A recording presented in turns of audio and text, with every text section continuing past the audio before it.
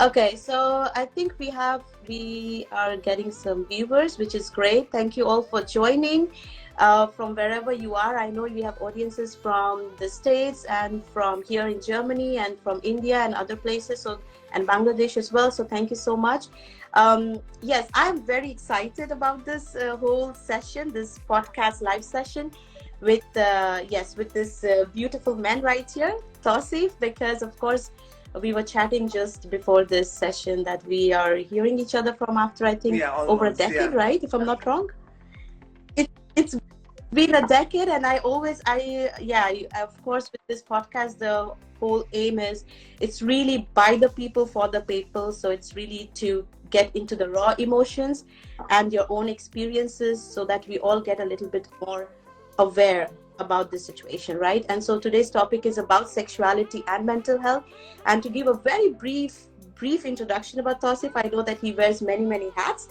So he's somebody who's into communications professional, a writer, a development worker, and I'm pretty sure he also does many other things under the sleeve. So Tausif, the floor is all yours. Maybe you can give a brief introduction about yourself, a little bit more for the audience course, who don't know. So my name is Tausif, like Sana mentioned, and I identify as a queer man. And the reason I'm saying that queer man is so important for me to express is because we are always told a particular definition of man, and for my entire life I struggled with understanding that definition. So queer man feels a little more something that I can relate with and connect with.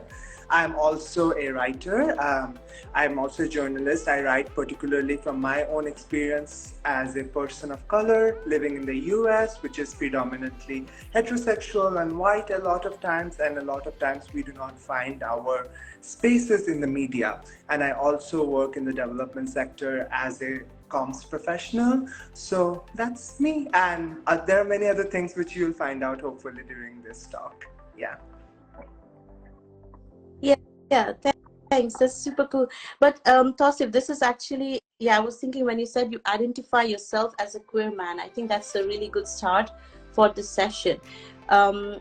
What do you actually mean when you say the term queer? Because of course, when you Google it, we know that there's so many different terms that pops up, and I'm pretty sure there are people who don't know about it. So can you maybe elaborate on it? Sana, we both are from Bangladesh particularly, and when we think about the image of a man or a woman, there are certain adjectives that you add like to them. And I'm not saying that there are not people who are challenging those notions and ideas of what it is to be a man or what it is to be a woman, but I also feel that when someone calls me something like a bro or a dude, it always irked me. Even when I was much younger, I didn't know like what it was, but it did not just feel like it does not feel like me. So even now when someone calls me bro or a dude, I'm like, please don't do that. I don't say it, but in my head it's like, no, it doesn't sound right. But over the years, particularly now, when I call myself like a queer man, somehow it sets with me. It challenges the idea for me of what it is, the traditional definition of being a man. It makes it more open. It has more dimensions than what was traditionally considered to be a man. Because yes, I am a man in multiple ways, but I am also more than the traditional definition of man. So queer feels like a way of reclaiming my position of what and how I want to be seen. Yeah. Okay. So so what I understood is that you don't want to restrict yourself. That you are born physically as a biological man, but of course you don't want to restrict yourself to say like, hey, this is what it is, because you might also feel different and you want to be open to.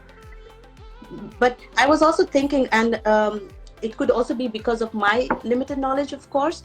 So is it so, like you just mentioned, that you don't like when people say hey dude or hey bro, but then what would be the sort of, like, how should they convey it to you? Like, just by your name, or how do you feel? Like it's just from your raw So emotions out how there. should they convey me? Well, they can call me by my name, which is a very pretty name to begin with. So they can call me by my name, but it's just I don't know what it is, Sana. I really don't have an understanding. I don't mind when Mm. someone calls if someone calls me hey sis or hey or by a feminine term, but I find it a bit uh, I don't know. I'm not saying all queer men are like this or all gay men do not like to be called, because there are so many. We are not one. We are multiple identities in under one term. Like, but for me, it doesn't set right. It does feel, maybe it's childhood trauma of being called words which were. When you're feminine in Bangladesh, you're called term like hijra, which translates to like a derogatory term. But as a child, if someone called me a hijra or a chakka, for example, those are terms, for those who don't know, those are terms we use derogatory for people, particularly men who are so-called effeminate. So as a child, it would be very much like offensive for me. I would feel very bad about it. But now, if someone calls me a hijra, for example, or if someone calls me, I'm like, yeah, that's so much better than calling me a man. And like, so I kind of associate that a little more, and I think so. It's a way for me or my internal system to refuse adjectives which are so masculine. I feel I somehow I masculinity has extreme masculinity. I'm not saying all kind of masculinity, but an extreme form of masculinity is not something that I personally appreciate or I'm comfortable with. Because over the years, I have not been welcomed into very predominantly masculine places because I'm considered so called feminine or whatever. But I'm not welcomed into those spaces. So I think so those terms have a very negative impact in my psyche. And yeah, most likely. Yeah, I think, yeah, thanks for really elaborating on it. I get you actually, and I know you from, I think, 2010 or something, when we first met over like through another friend of mine, and we got connected and stuff like that. um of course, I didn't know you very personally at that time, but I can understand what you went through, because you did use the word, like the derogatory words like chakka or hijra, that you people were calling you at that time. It could be very offensive, of course, because they are looked down upon in a certain way and manner. And but from that journey to the journey so far now, because now you moved to the States, I think, for a few years already, if I'm not wrong. And how is it perceived, and how is it different? Because I can understand, as you said, about the childhood trauma and your psyche, and of course it's, we are also evolving. That's what I believe in. Like our personality, everything, we are also adapting to places, and we are also evolving with time. And of course psychologically as well, because you were always, probably what I feel from our conversation is that you were put in a box, that this is how he acts and this is what he is, not giving you the chance to be yourself, or to be just to feel you're yourself, because above everything you're a human being, right? So but I am really curious to know how your journey has been so far, and how it has impacted you psychologically and your That's a mental very health, of big course. question, Sana. So I Yeah. will try to answer it, but ask me any question that you have. It. So even before Bangladesh, I lived in the Middle East. I grew up in Kuwait, as far as you remember. And when I was growing up in the 90s and early 2000s, without giving out my age, I did not understand what it meant to be gay. Because we did not grow up with that much accessibility of knowledge. What is gay? What is? But from a very young age, I kind of knew that I am, for example, attracted to men. Things like that. I'm attracted to men. When other young people were talking about, innocent dating as teenagers with a young boy liking a girl, I could never connect with the young boy liking a girl. I was always like, where is the young boy liking another boy, for example, or a young girl? But I never, and Sana, you won't believe, I studied in a big school. No one ever openly said that they're gay. No one ever said that they're queer. Uh, or any of those terms. And I was always I'm very proud. I was always never hiding who I was. Even when I was a young child, I was very much okay with it. And a lot of that has to do with the fact that I was surrounded by strong women, young girls who, even without understanding what it is to be gay, they provided some kind of support. Like, even as, because I think so, some females were my closest friends growing up, and that helped a lot in keeping me sane. Because I remember when I was 16, that's when I started dating a boy in a country like Kuwait. Who would have thought? And I could openly tell that to those females, particularly female friends of mine. So they have always been, without understanding what it was, what it meant to be gay, what it meant to have a gay relationship, they were very supportive of it. So that helped. And then coming back to Bangladesh when I was 19, it was very confusing because I grew up for 13 years in Kuwait, and Bangladesh was very different because I was always considered a little westernized in Bangladesh when I first moved, because I didn't like I hung out with a particular group of people. I was in the English department. We are already a small department, and in that small department we have our own small groups. So even in those groups, I was very lucky to be surrounded by people like Mehruna, Munmuna, Sarah, etc., who were just so much more accepting, I feel, than the overall BRAC university that we are at. But beyond that, what that did is that when your department is so liberal and led by such a liberal woman, Dr. Firdaus Azim, the outside world, you get little, I call them little armors that you develop on your body, that it helps to defend yourself in the outside world beyond that particular department. So for me, when I went beyond that department, it's not that I didn't face bullying, it's not that I didn't face comments. And bullying was a little less because I was getting older, so I could defend myself. Sarcasm became a thing where you can defend yourself, because physically maybe I won't be able to defend myself as much. But people would comment, Sana. Like, behind, people would chit chat, people would comment, and they will make sure you hear it.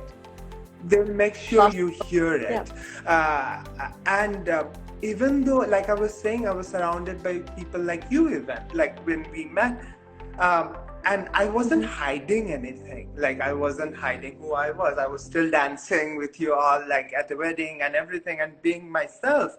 But at the same time, Sana, we never had a conversation like, oh, Tausif, are you dating someone? And, oh yeah, I'm dating this guy. We never had that kind of conversation. There was no, what you call it, even in early 2010, there was no area where, at least in Bangladesh, in Dhaka, in a privileged university, because BRAC is a very privileged university. Yeah. Yet there was no place for me to openly talk about, to my straight friends particularly, that, oh, I'm gay, I'm this. There wasn't. But was it because the people that you were surrounded with, your friends, you didn't feel safe enough to really just talk about your feelings? Or you thought, like you said, that people used to gossip and, you know, and things like that, so you had this preconceived notion that how they are going to perceive you, and they perceived you probably in a certain way, so you did not want to open up? Or what was it that really kind of stopped you from just saying like, hey, yes, of course, I like men, and I date men, and you know, those kind of things? Because what I understand is that there was this lack of communication, and of course I understand that, for example, I never asked you because of course we were not really in touch with each other on a daily basis, but also because I just don't know what it is. For example, back in the days, back in my early 20s, if I would see a man who would probably like another man or whatever, I would just be, yeah, okay. So I was not really giving too much thought, for instance, or trying to even understand. So of course I was not aware of things like I am aware at the moment, right, in present. um but yeah, I'm just curious to know how you felt that you were not being able to tell them Sana, about that's a good yourself. question. I just want to change it a little bit, the question itself, because it places the responsibility Sure. on the queer person, like, why are you not telling your story? Maybe the question should be, Mm-hmm. why wasn't it safe enough? Why wasn't I made felt comfortable enough to tell my things? Like, not it's not only Yeah. preconceived notion; it is the notion. Even today, it's Yeah. not an imaginary notion that, oh my God, people are going to assume this. It is what it is in Bangladesh.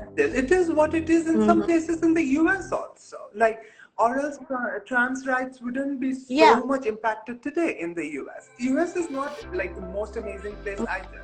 So everywhere we go, queer people, LGBTQ plus people are always like, why didn't you tell? Because you didn't make me, not you, but in general, you didn't make me feel comfortable enough. You didn't make me feel safe enough. And also, one more thing is, it's not about liking another guy. It's not only about sexually being attracted to another guy. It's not only about that. It's to do with a lot of things. And it has to do with the fact that I cannot talk about sexual health.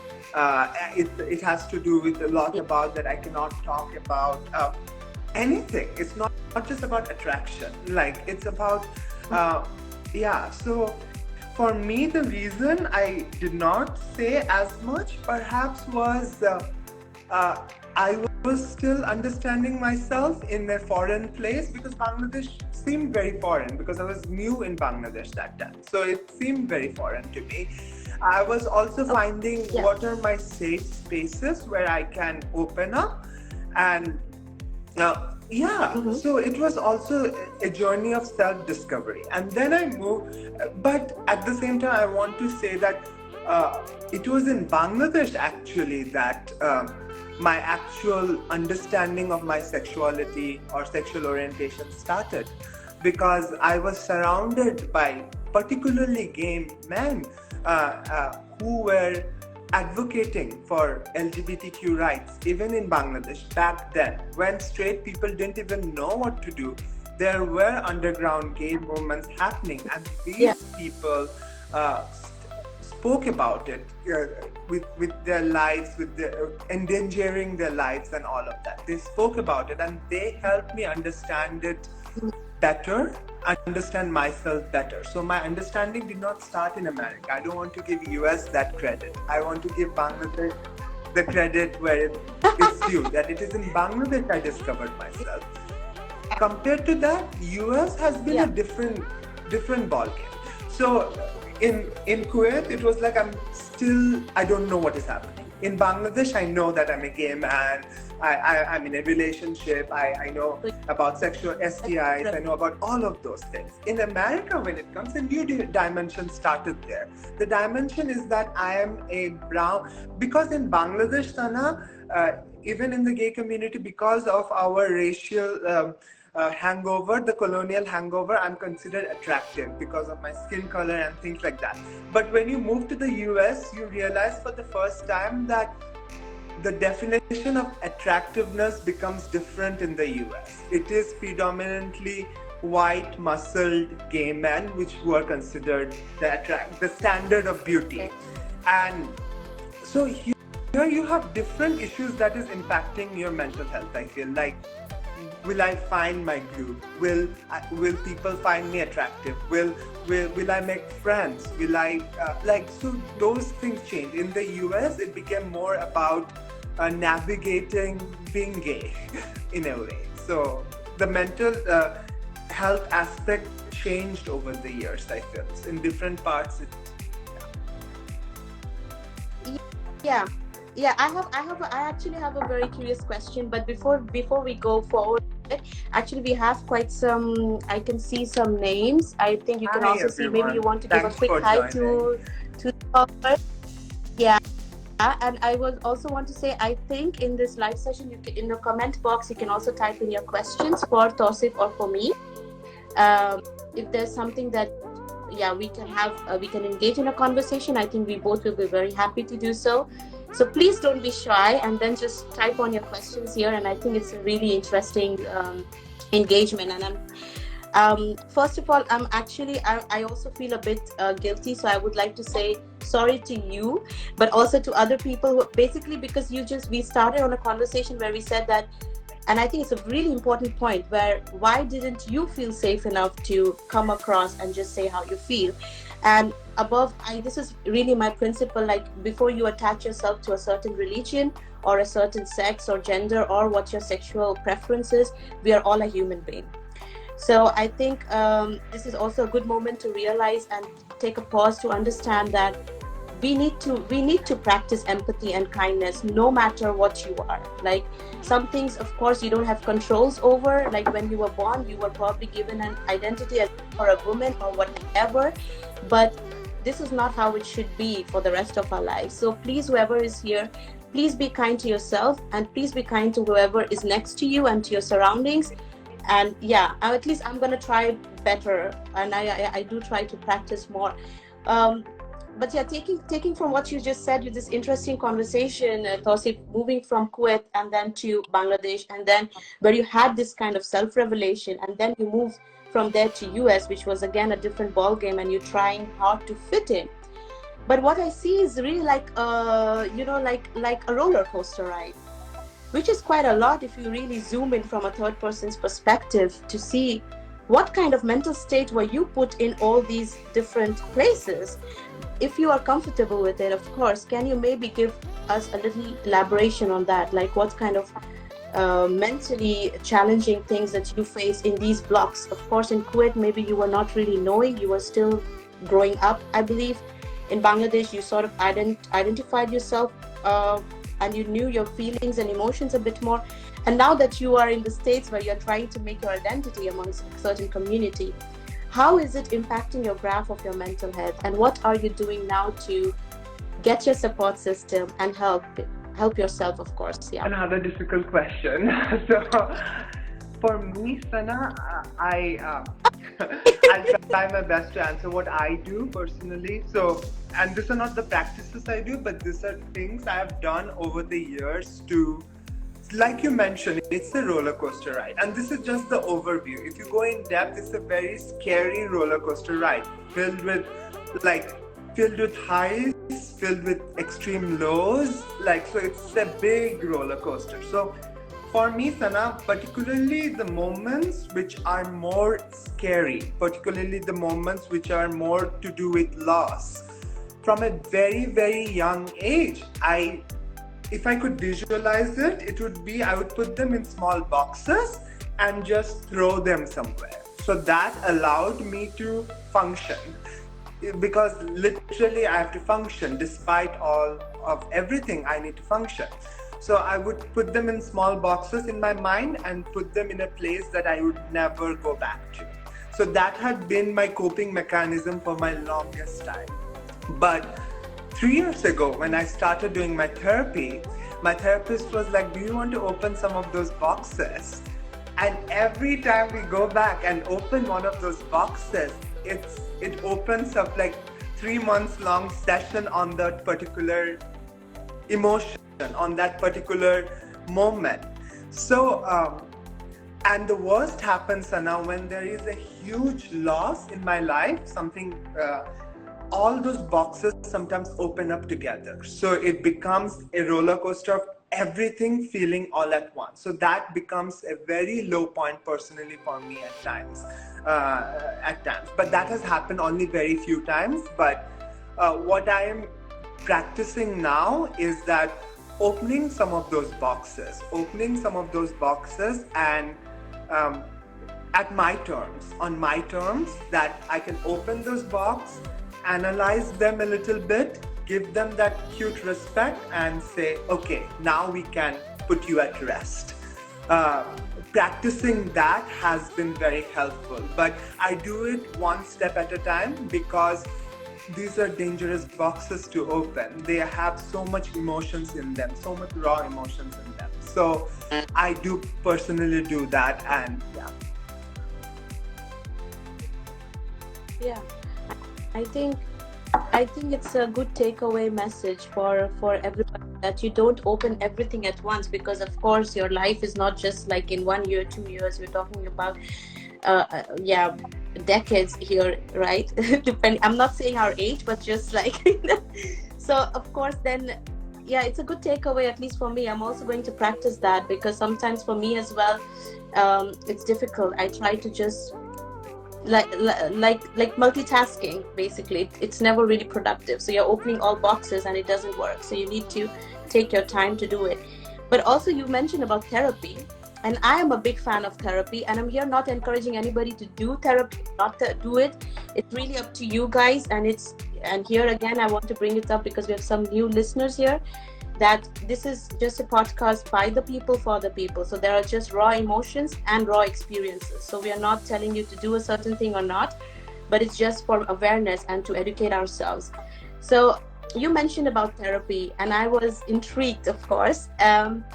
What made you like take this step? Because I know from my own personal experience, going for therapy, it is challenging in the beginning to really accept that you need professional help. Even in the West, I know, US, but I know for sure in Bangladesh, India, Pakistan, all these subcontinent places, of course, the knowledge is very limited. But even abroad, people don't want to openly talk about it, or even use that source, even though it's available, because it's still like a taboo or whatever, the stigma is there.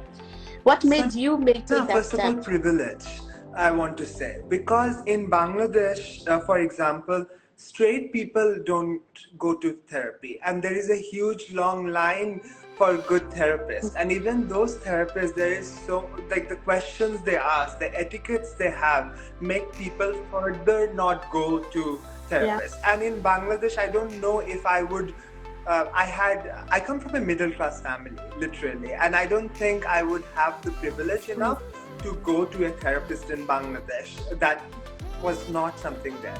In the US, when there is um, the option available, I thought that, and I felt more secure, a little more secured and safe when I don't have to, uh, you know, Sana, like, even small things like holding your partner's hands in Bangladesh becomes a bit difficult. Impossible, not difficult, impossible. So I take it I take it as a huge privilege that I'm able to do small things like that. Like in Bangladesh, for example, I'm so proud of my friends who are and acquaintances I know who still do so much advocacy work despite not having the privilege that I in the US might have. So they are the real heroes, I feel, that who are doing for the community still. They can do so many other things with their lives, but they still do a lot of work for the LGBTQ community. So, um, but in the US, when I'm a little more secured, a little more safer, and I have a little more money, and I have a little more all those little more things, I thought my physical health is so good. Why not concentrate on my mental health also? And I don't like to differentiate between physical and mental health because both of them are health. So I wanted to focus a little on my health. Yes. And when I have a health insurance, which itself in the US is a big thing, Sana. In Europe, you get free health Yeah. insurance. In US, getting health insurance is like getting a lottery to something. So when I have my health insurance, I was like, if I am privileged enough to have that, I think it's time because, like you mentioned, it has been a roller coaster. So I want to feel better. I want to feel better about myself. So I thought of going to my therapist. And I was very lucky because sometimes you and your therapist don't match. Somehow I matched very well Yeah. with my therapist. And it's a funny story, but I asked my therapist, like, so Janet, what do you think I should do? And she has never answered that ever to me. And the one time she's like, do you really want the answer of a middle-aged white woman. I was like, yes, I want the answer because I relate to a middle-aged white woman. That's what I am. But I was very lucky that I could connect to her, and it has been. And Sana, I take credit for this. I take credit even in front of her that I put so much effort into my own journey, into my own care, into my own mental health. Yes, she was the guide for it, but it was my journey. It has been my journey. So the journey is mine. The destination is mine. Everything is mine. She's just the guide. So, but Yeah, I'm lucky yeah. to have a good guide. Mm-hmm. Yeah. So. Okay. I think, yeah, I know what you mean when you talk about therapy and really getting, you need to be connected, feel safe as well there, right? To just be, um, yeah, and of course, like you mentioned about the health insurance, like if you do have the privilege of it, why not use it? Of course, I also do it because I have the privilege. And of course, I also had that realization that I also need it. So, of course, I used it. Um, but like you mentioned that with your therapist you also wanted to sort of get some answers out of her, no? Like getting, so did you also ever feel into this cloud of um because of course when we talk about mental health separately, because like you said it should be called as health, of course, right? But we don't do it. We talk about, okay, this is mental health, this is physical. We know more about getting fever or getting whatever, we don't know more about this. But there are so many terms in it, and I'm also not like, I am trying to know more about it, but it's scary, like having anxiety disorder, or you have some kind of trauma disorder, or you have depression, or you have, I don't know, bipolar disorder, personality disorder, etc., etc., etc.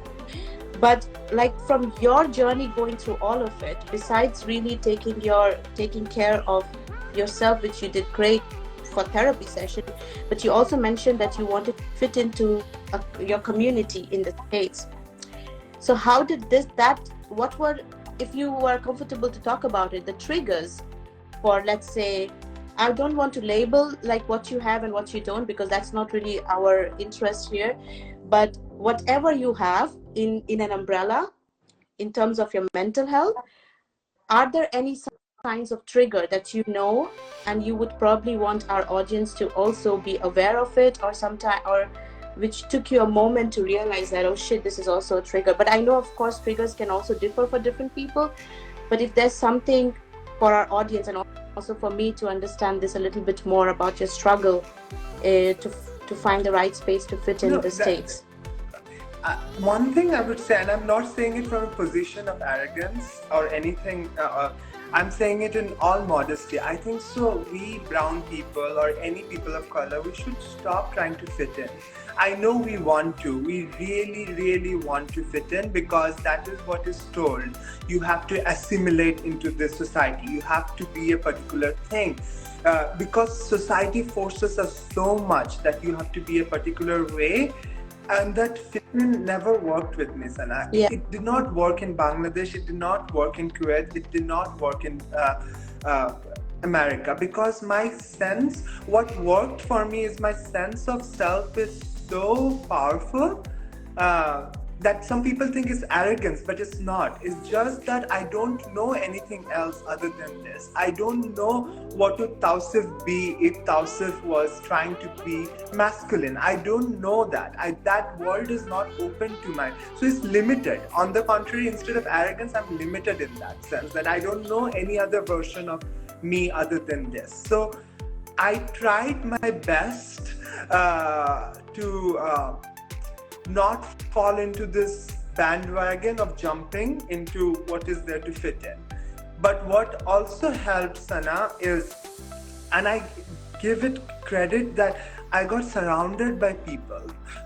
Somehow, I attracted people, friends, be it straight, be it heterosexual, be it anything, who were nice and kind and who were sometimes cruel, just like me. I think we are also cruel at times, subconsciously or consciously. But they just, I didn't need to fit into a community after a while. I thought at first that I do have to, but I formed my own group. And that has always been the case. Even in Kuwait, like I was mentioning, I was surrounded by my group. So my strategy, I think so that's a subconscious strategy that I do it, that I form my own group, and that helps. And one thing one thing I feel that this is not limited to just queer people, but we all have sense of fear of missing out. For example, on a weekend, if we don't have friends, if we don't have something, or no one invited us to something, we feel like, oh my god, I am a loner. And that your feeling is very true, my feeling is very true. But I try to do things on my own, then like find things which I can do and enjoy on my own. Like those are things like which can trigger me. I think like, oh my god, am I getting older? Why are my friends not inviting me to things? What is happening? Or something like that. And so those can be. But and also, for example, on dating apps, if you come to it, and I was very lucky that I came across amazing men with whom I have relationships with. But I've heard from other friends that on dating apps can be triggers. For example, when you swipe on so many people and they don't swipe you back because they don't find you that whatever you call it, quote unquote attractive, those can be triggers, for example. But what I personally do is and this might sound like vanity, but I do look at myself in the mirror in the morning every day religiously, and I'm like, wow, you are amazing. I have this. I don't know why it's super filmy, but No, it's and like I have the food always from been KTG. called You do that, that, no? but I do. Sometimes someone was telling me, I was talking to my friend Sakib, and I was like, if we don't appreciate ourselves, who is going to appreciate us? Like, it's nothing to do with arrogance. I want to just learn to appreciate myself so much. We're so critical of ourselves. Every little pimple we are critical of, every little wrinkle we are critical of. But I look at myself and because people are there to remind me of all my flaws. And if I continue to do that, then how am I any different? How am I less hurtful to myself than anyone else? So I make it very conscious effort to look at myself, take pictures, and look at them and say, wow, this is amazing. Like, you are amazing. I do that so consciously because it helps me appreciate myself a little more. And because, Sana, you're mentioning, I had a roller coaster life, and we all did, I'm sure. And it takes a lot away from us.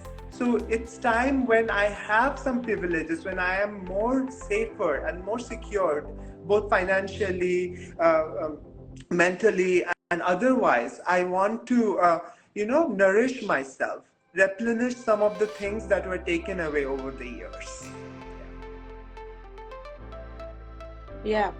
Yeah, and I think it's really good because it's self-love and self-compassion that we need to practice. I also I generally feel I love myself a lot, but but in a lot of moments I'm too hard on myself, and I keep saying to myself I'm too hard on myself, and you have to find your own way probably to really be kind to yourself and really practice the self-love, because like you mentioned, there are enough people around you and there's enough happening around you on a daily basis that will remind you that you are not enough. So you need to practice the self-love no matter where you go, which is a great thing. So I think what I understood from this conversation is, of course, what you want to give out to the community, but to the society as a whole, is to indeed try not hard to fit in, right? Try not too much to just fit in, but just be yourself. But I understand as an expat, because I'm also, well, as an expat, I'm away from home for almost 8 years. I'll start my 9th year soon, but I get that, because I also feel like, oh my god, I have to prove myself. No matter where I get that anxiety on a daily basis. It's kind of annoying, and I sometimes think, like, shit, I should be just home, because I know how to talk to people, even though I know it by now. But still, there are different struggles, right? And you want to just fit in, and you want to prove yourself, and that's enough. So I think that's a good takeaway, of course. Yeah, I would say. But I was also thinking something else, of course, along our conversation. is actually the kind of pressure that society puts in on a man in this case, of course, because um I mean, in general, men, what I've seen, men around me, they would come to me and they will tell me, maybe if they feel very safe and if they feel super comfortable, then they might just put out their vulnerability, right? And I know that being vulnerable, for me, it's really, it's beautiful. I think it's a beautiful characteristic if you can be, but it's very hard at times, like, to open up and just, how did you actually, like, in your roller coaster journey? Because of course you were given stamps of different labels, and society, of course, tells you you are a man, you cannot do this shit, right? Like that thing. And it really starts from from the base. I think it starts really from family, and then it goes bigger, like what I've seen around my, yeah, in my community here, I've seen around my society. And so I was just wondering, how did you deal with that aspect of it while you're still struggling, right? I think I think in both cases, Sana, even for women, it's hard to be vulnerable because society expects them to be so vulnerable and always they want to save women. Like I'm like, trust me, women have been saving me all my life. Please, So no, me. I personally feel that because society kind of made it easier for me without trying to, because they called me so much feminine, they called me all of that, so I didn't have to fit into that box of what a man is. Like, they made it easier because you're already Mhm. shunning me from what is the idea of a man, so that helped a little bit. The other part of it is, Sana, I But open up to usually the image you have of me, even now when I'm talking to you, is this so-called quote unquote strong person talking about different things. And with my friends particularly, I keep the image of this jolly, happy, funny, and whatever person. But with people I really open up to, it is difficult for them because then you see this complete breakdown at moments, and they don't know sometimes what to do with it because they they feel that they're getting this person, but then there are vulnerabilities and all of that. So I don't know what I've done in the past because I tried to put them in a box and put them away. But what I do now is talk to myself a lot more. I talk to myself a lot more to walk through my own vulnerabilities more than depending on. Uh, I I always appreciate people reaching out to their friends. I reach out to my friends always, but I also appreciate and like it about myself that I walk through my vulnerabilities also on my own. A lot of them. but if I may just interrupt this for a second, when you say that you also talk to yourself about it, is it, do you, like, just do you just really like talk to yourself about it, or do you like have other mediums Journaling like doesn't journaling, work for for me, instance? Sana, because I'm a writer on its own. I don't want to write anymore. I tried it. And I tried writing my journal, and it became so controversial that I got feared. I got scared that if I die and someone reads my journal, my image will be completely, it's so bad. So I tore all the pages. I'm like, no, this is too controversial. But Oh so for my me, god. I literally talk to myself at times. I literally talk to myself like like, okay, and I'm very compassionate to myself. I don't know how, Sana, but I've learned to be so compassionate and so kind to myself. I'm literally like, so Tausik, what do you think? Okay, how do you feel about this? What would Janet say? Like, I bring in characters like my therapist. Like, what would the angles be? Okay, suppose, Sana, I'm feeling very anxious about something, and we all do at different points. I tell myself, first of all, your feelings are very real. I feel that it's okay to be anxious. But is this what we want to be in the long run? And then the answers come from within myself that no. Then I was like, then how do we navigate this sense of anxiety or anxiousness? And Sana, I also practice something called, I don't want to deal everything on my own, because that's why you have friendship. I feel friendships are also transactional. It's not out of the greatness of your heart. So I do have few friends whom I listen to. What You happened? joined. Oh my God, it has been Mehruna just forever since I joined. saw Mehruna or spoke to Mehruna. But I I'm just sorry do to have cut it, but friends, go on. and I always have had friends. And for example, I was talking to my friend Sakib earlier today, and they are there to listen. They're there to listen sometimes. But one thing I have seen in my mental health develop now, and this is what I tell Sakib and others also at times, that tell me the truth. Don't keep me in a bubble anymore. I don't need it. If I'm being delusional about something, just let me know that, Tausif, you're being delusional about it. That's something that has improved because of my mental health and the support I've got with my mental health. That now I'm more ready to hear what do they honestly think, and they don't have to sugarcoat things to me. That's one thing. The other thing I do, Sana, is that uh, we always talk about two things actually. We always talk about red flags and not dealing with them in other people.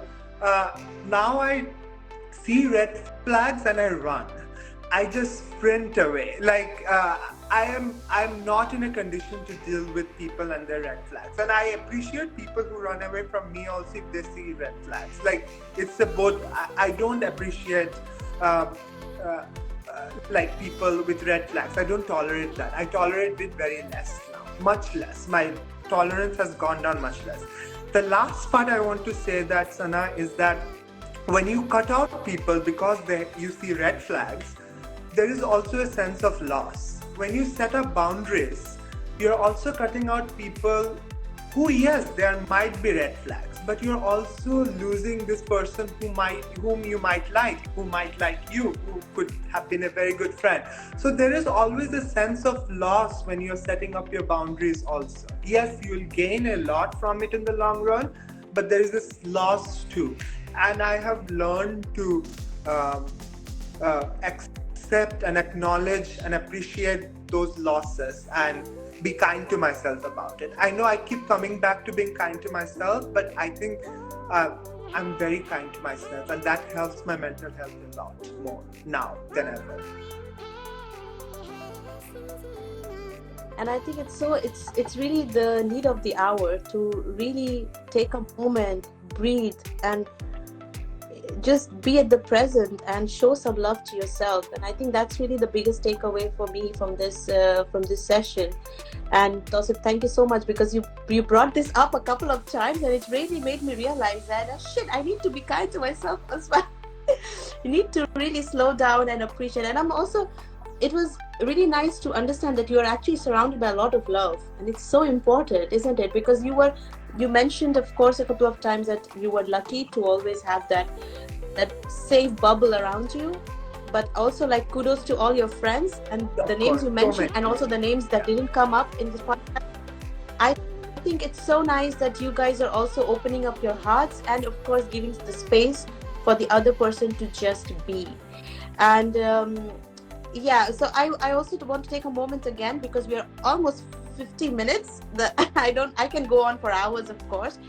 But if anybody has any questions for Tausif here, or even for me, please do not hesitate and just type it out. We will take a few more. We can take a couple of questions, I guess, Tausif, if you're fine with it.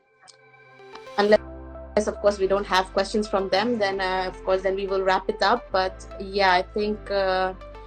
But Tausif, how is it going? Like, meanwhile, this journey so far, and what is there something that you also want to do, or you envision? I don't know, in terms of being in this community, or where you identify yourself as a queer man, or in this whole bubble where so much is happening in the world. And of course, you're a writer. Do you also write about things like this? I do don't know, write I'm just about curious. It, and one thing I want to say, that my friends who are there, they are very good as they are very good as activists. For me, I always, I wasn't, I am never that. I am more like an advocate for myself. And I want to correct one thing here is that I don't do it for actually for the world. If my mental health is doing good, and if I try to now subconscious, because I also feel that I'm very sarcastic at times, so I hurt other people. So I do it for my own selfish reason that I want it to be better so that I can live in a world which is much better. I don't do it for the greatness of my heart. There are friends of mine who do that, and kudos to them. I do it because I want I want to live in a world where I don't get triggered. I want to live in a world where I don't see someone being called Hijra Chakka in a derogatory way. Call me Hijra in a nice way, compliment me. Like, call me a girl in a nice way. I'll be more than happy to call me that, but don't use it as a. So I envision that world, and since I don't see that world happening anytime soon, I like to create that world in my small bubble itself, which is in my hand. So that is what I want to do. But I really appreciate people like you who go beyond your own self, and you're doing it for not just yourself but the world. But for me, I do a lot of things because I have faced it. I didn't have medium to express myself. And now I have the privilege to do things. That's why when you asked me to do this, I was like, I have nothing to lose here. I have nothing to gain or lose. I just want to, whatever my journey was, I can just share it. And if anyone resonates, or if anyone wants to connect ever and talk about any of this, I'm more than happy to do it. But even in my writings, which I write it from my perspective. Like, for example, I write about like what it means to be a brown person dating in the US, or what does, for when the Me Too movement happened, what does it mean for a brown gay man? Because it means nothing, because in Bangladesh we don't even see, like, we don't recognize the queer community, let alone talk about the sexual molestation or sexual assault. So I do it more for myself, and I hope if people also, I feel the last thing I would say is that if people start thinking it from their own selfish reason, that if I am better, if I am good, if I am kind, that can help others and me also, then I think so there will be change. It shouldn't be like I'm doing it for the greatness for other people. It should be that I'm doing it for myself. So yeah, and I hope I become kinder as a person. Yeah, I yeah, really and hope. I think you are quite kind, because you are kind to yourself, and that radiates. That's what I believe in. It's like the energy that you also give out, right? And then you are also surrounded by this safe zone, and then your friends and family and everybody who's supporting you, including me. So of course, I think that already shows the kind of person you are. And with this, I think I would like to wrap up our session. We are almost close to an hour. So it was amazing, Tausif. This is really from the core of my heart. Thank you so much for doing this. And also I would like to take the moment here to thank everybody who joined, and some people who joined really at the end. We will be posting this live also on the page of Being Mental. If you're not yet following it, and if you want to follow it, please go ahead and follow. I'm doing my best to bring out awareness on different mental health topics, because I'm also on a journey of this whole new world, still new to me. And yes, and also this is the 6th month I started this podcast series, so it's really special for me as well. And so yes, thank you so much, Tausif. Thank you, everybody. And thank you, Yamini.